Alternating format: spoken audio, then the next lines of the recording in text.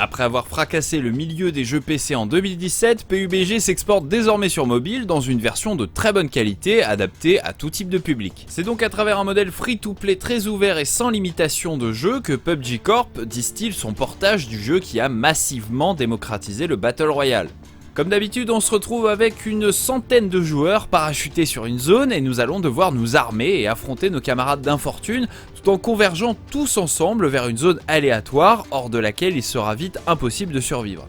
Le but est donc de fraguer, dépouiller vos adversaires de leur équipement et idéalement sortir vainqueur de l'ultime affrontement, celui qui vous octroiera le statut d'ultime survivant. On y découvre donc ici un gameplay au tactile complexe mais lisible, dans lequel nous allons devoir diriger notre personnage du pouce gauche et effectuer les différentes actions à notre portée du pouce droit.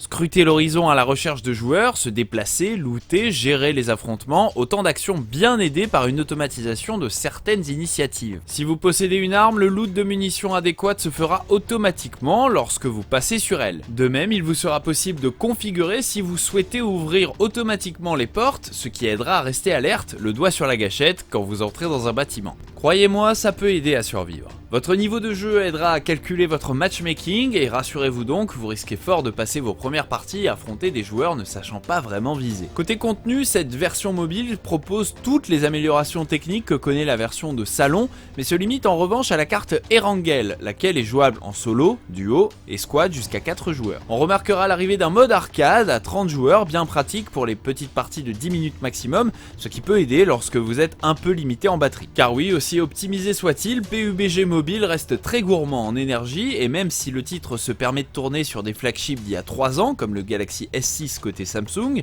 ce ne sera pas sans concession niveau graphisme et fluidité. Sur des smartphones plus récents, en revanche, l'expérience se veut très fluide graphiquement parlant et franchement agréable à manier. Beau, fluide, doté d'un modèle économique très light et franchement malin au niveau de son portage tactile, PUBG Mobile est une réussite que nous vous conseillons d'essayer.